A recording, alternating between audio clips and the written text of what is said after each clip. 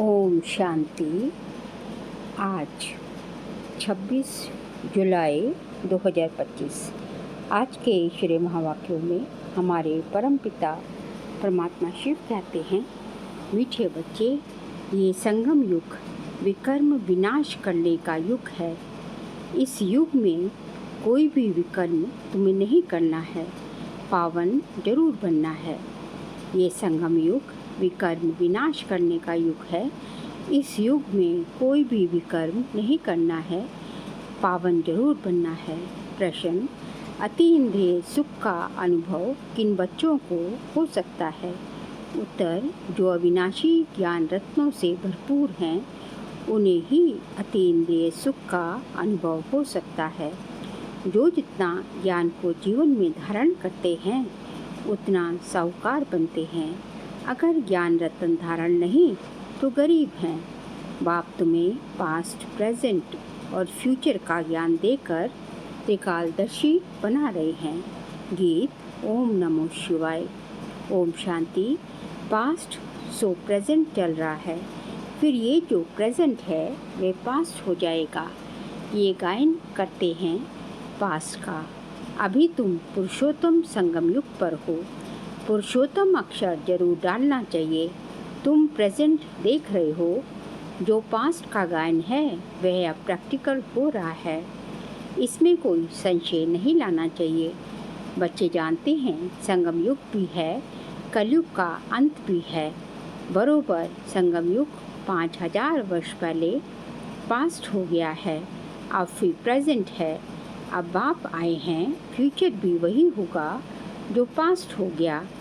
बाप राजयोग सिखला रहे हैं, फिर सतयुग में राज्य पाएंगे। अभी है संगम युग। ये बात तुम बच्चों के सिवाय कोई भी नहीं जानते। तुम प्रैक्टिकल में राजयोग सीख रहे हो। ये है अति सहज। जो भी छोटे अथवा बड़े बच्चे हैं, सबको एक मुख्य बात जरूर समझानी है कि बाप को याद करो तो विकर्म विनाश होंगे। जबकि विकर्म विनाश होने का समय है, तो ऐसा कौन होगा जो फिर विकर्म करेगा? परंतु माया विकर्म करा देती है। समझते हैं चमाट लग गई, हमसे ये कड़ी भूल हो गई। जबकि बाप को बुलाते हैं कि हे पतित पावन आओ। अब बाप आया है पावन बनाने, तो पावन बनना चाहिए ना। ईश्वर का बनकर फिर पतित नहीं बनना चाहिए। सतयुग में सब पवित्र थे, ये भारत ही पावन था। गाते भी हैं वैश्लेश्वर और विश्वेश्वर। ये वह संपूर्ण निर्विकारी। हम विकारी हैं क्योंकि हम विकार में जाते हैं। विकार नाम ही विशेष का है। पतित ही बुलाते हैं कि आकर पावन बनाओ, क्रोधी नहीं बुलाते। बाप भी फिर ड्रामा प्लान अनुसार आते हैं। जरा भी फर्क नहीं पड़ सकता। जो पास्ट हुआ है सो प्रेजेंट हो रहा है। पास्ट, प्रेजेंट, फ्यूचर को जानना, उनको ही त्रिकालदर्शी कहा जाता है। ये याद रखना पड़े। ये बड़ी मेहनत की बातें हैं। घड़ी घड़ी भूल जाते हैं। नहीं तो तुम बच्चों को कितना अतीन्द्रिय सुख रहना चाहिए। तुम यहाँ अविनाशी ज्ञान धन तो तुम यहाँ अविनाशी ज्ञान धन से बहुत साहूकार बन रहे हो। जितनी जिसकी धारणा है वह बहुत साहूकार बन रहे हैं। परंतु नई दुनिया के लिए तुम जानते हो, हम जो कुछ करते हैं सो फॉर फ्यूचर, नई दुनिया के लिए। बाप आए ही हैं नई दुनिया की स्थापना करने, पुरानी दुनिया का विनाश करने। हूबहू कल पहले मिसल ही होगा। तुम बच्चे भी देखेंगे, नेचुरल कैलेमिटीज़ भी होनी हैं। अर्थक्वेक हुई और ख़त्म। भारत में कितनी अर्थक्वेक होगी? हम तो कहते हैं ये तो होना ही है, कल पहले भी हुआ है। तब तो कहते हैं सोनी द्वारिका नीचे चली गई। बच्चों को ये अच्छी रीति बुद्धि में बिठाना चाहिए कि हमने 5000 वर्ष पहले भी ये नॉलेज ली थी। इसमें ज़रा भी फर्क नहीं। बाबा 5000 वर्ष पहले भी हमने आपसे वर्षा लिया था। हमने अनेक बार आपसे वर्षा लिया है, उनकी गिनती नहीं हो सकती। कितनी बार तुम विश्व के मालिक बनते हो, फिर फ़कीर बनते हो। इस समय भारत पूरा फ़कीर है। तुम लिखते भी हो ड्रामा प्लान अनुसार। वह ड्रामा अक्षर नहीं कहते, उनका प्लान ही अपना है। तुम कहते हो ड्रामा के प्लान अनुसार हम फिर से स्थापना कर रहे हैं 5000 वर्ष पहले माफिक।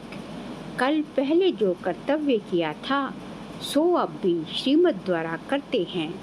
श्रीमद् द्वारा ही शक्ति लेते हैं।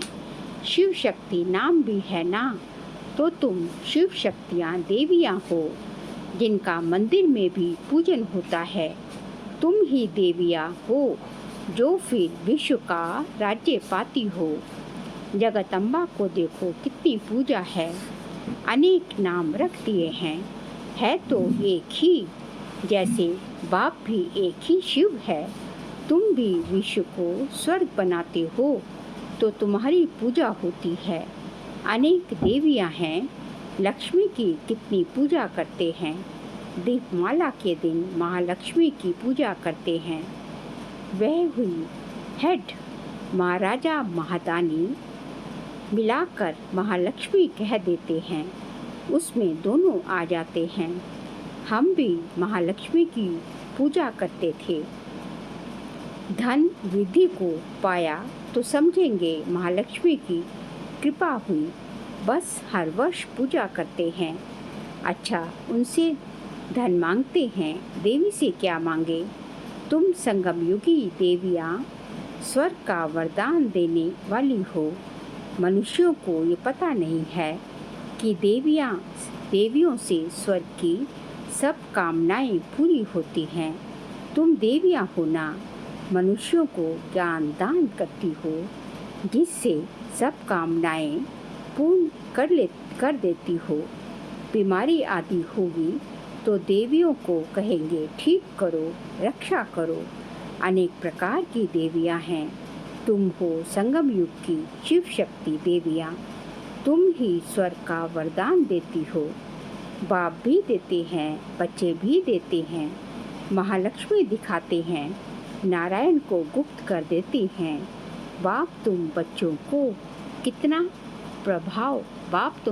का कितना प्रभाव बढ़ाता है।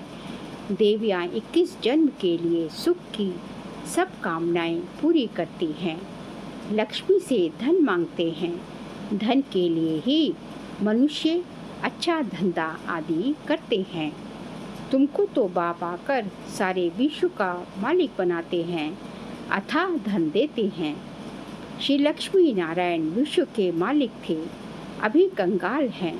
तुम बच्चे जानते हो राजाई की फिर कैसे धीरे धीरे उतरती कला होती है।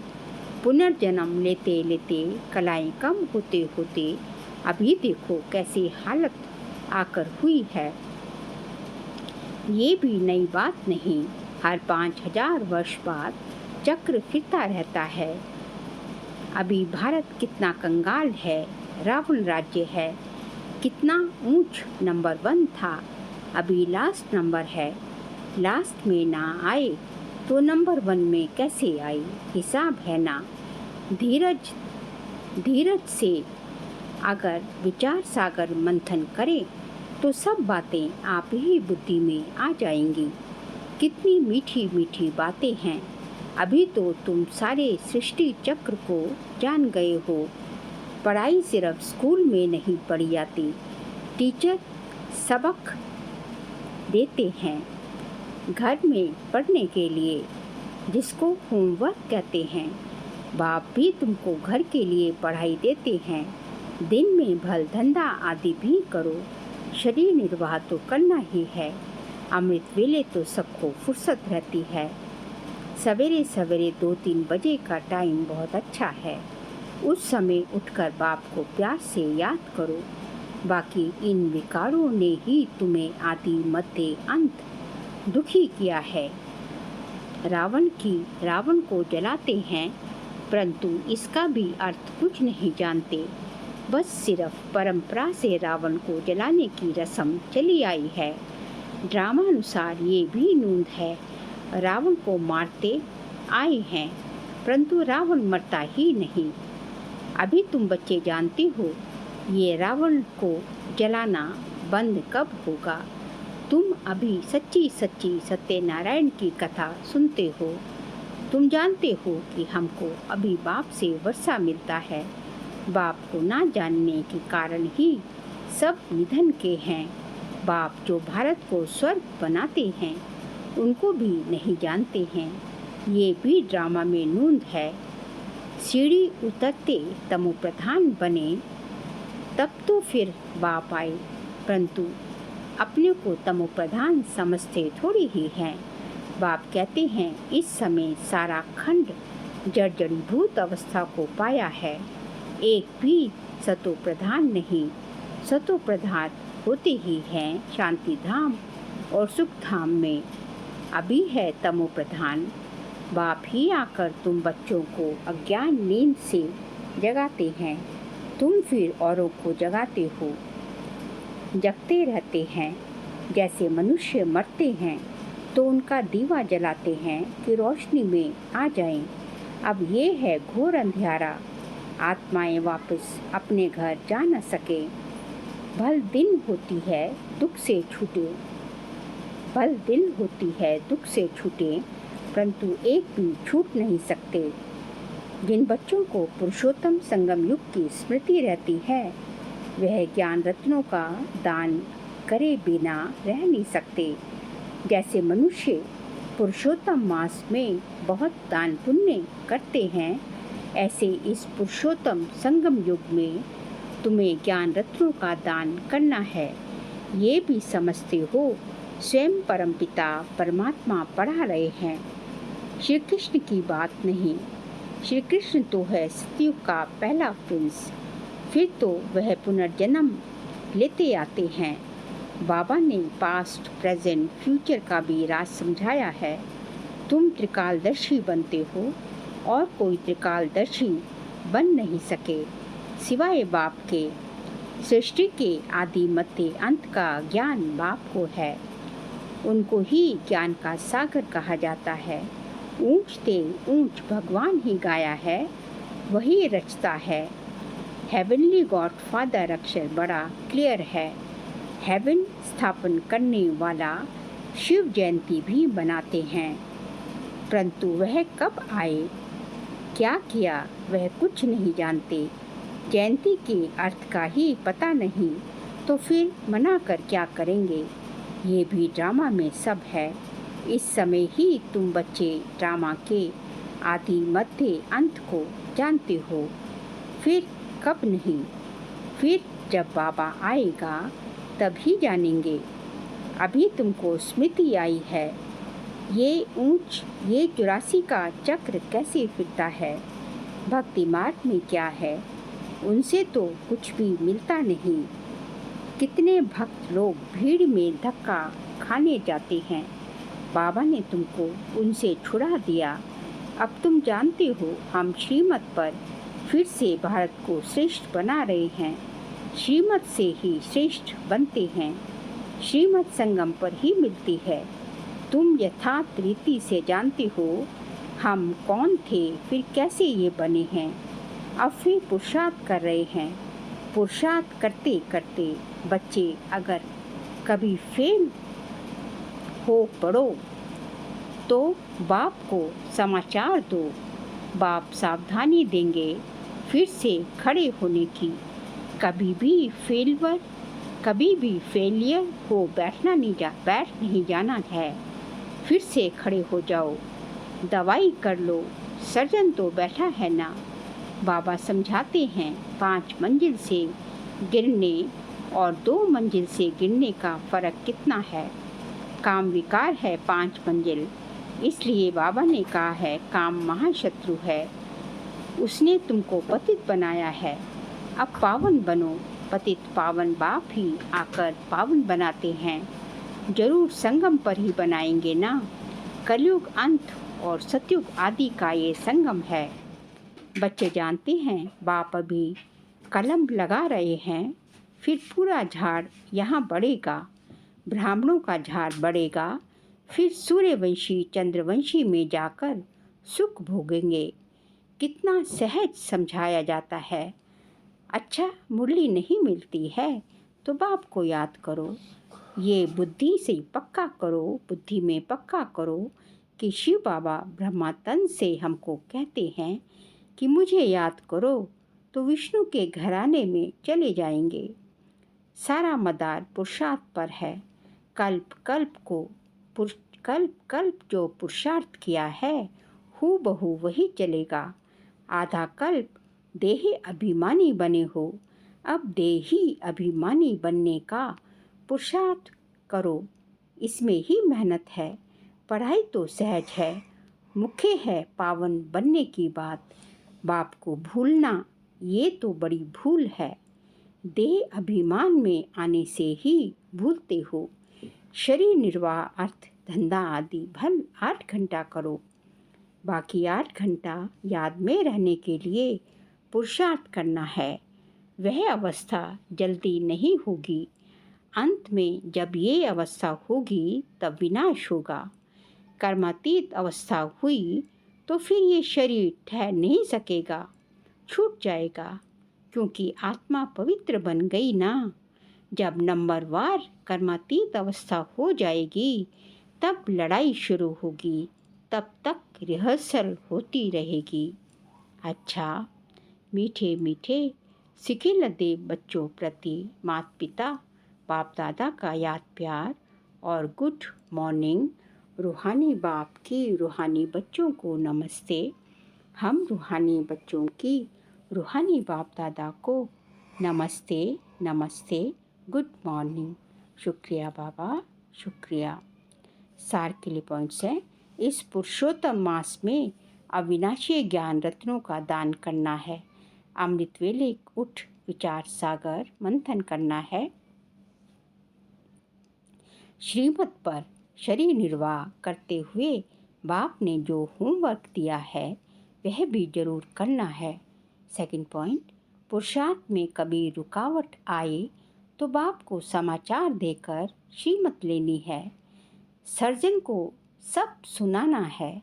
विकर्म विनाश करने के समय कोई भी विकर्म नहीं करना है।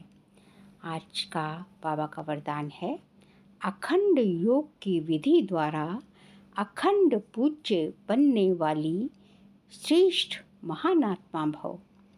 अखंड योग की विधि द्वारा अखंड पूज्य बनने वाली श्रेष्ठ महान आत्मा भव।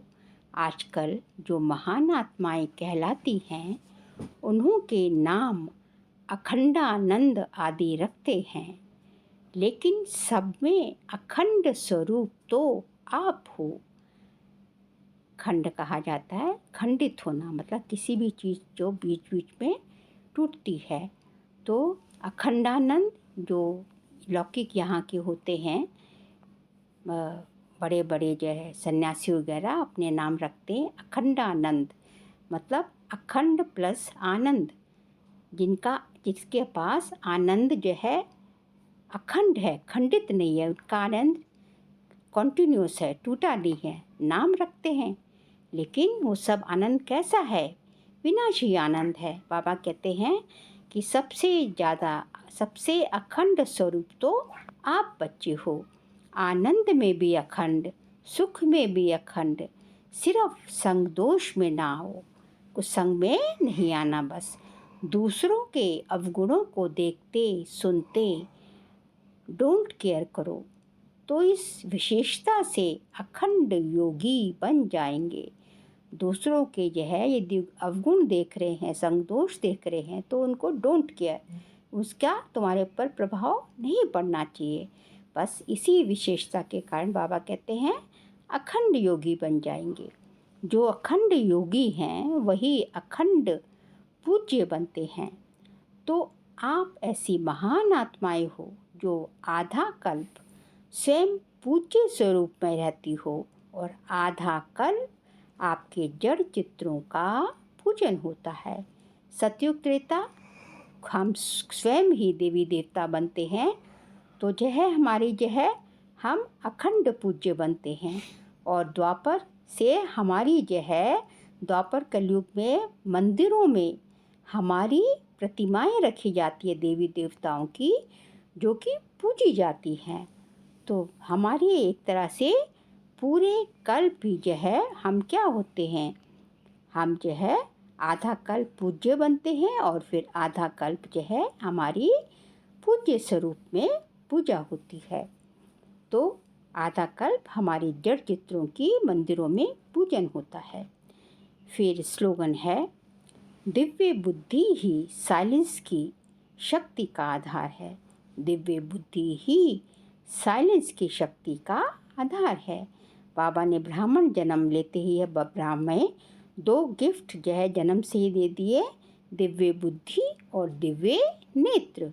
तो जिसके पास दिव्य बुद्धि है वही साइलेंस की शक्ति जमा कर सकता है, उसी के पास साइलेंस की शक्ति आ सकती है। फिर जुलाई मास का व्यक्त इशारे का सब्जेक्ट है, संकल्पों की शक्ति जमा कर श्रेष्ठ सेवा के निमित्त बनो। आज का पॉइंट है, जो अपनी सूक्ष्म शक्तियाँ मन बुद्धि को हैंडल कर सकता है वह दूसरों को भी हैंडल कर सकता है। इसलिए स्व के ऊपर कंट्रोलिंग पावर, रूलिंग पावर हो तो यही यथार्थ हैंडलिंग पावर बन जाती है। यदि हम अपने मन बुद्धि को कंट्रोल कर सकते हैं, हैंडल कर सकते हैं, तो हमारे अंदर दूसरों को हैंडल करने की भी हैंडलिंग पावर आ जाती है। चाहे अज्ञानी आत्माओं को सेवा द्वारा हैंडल करो, चाहे ब्राह्मण परिवार में स्नेह संपन्न, संतुष्टता संपन्न व्यवहार करो, दोनों में सफल हो जाएंगे। कब सफल हो जाएंगे? जब हमारी हमें अपनी सूक्ष्म शक्तियाँ मन बुद्धि को के ऊपर कंट्रोलिंग और रूलिंग पावर आ जाएगी, उनको हम हैंडल कर पाएंगे। तो फिर हम चाहे अज्ञानी आत्माएं हो चाहे ज्ञानी आत्माएं हो, सभी को हैंडल करने में सफल हो सकते हैं। अच्छा, ओम शांति।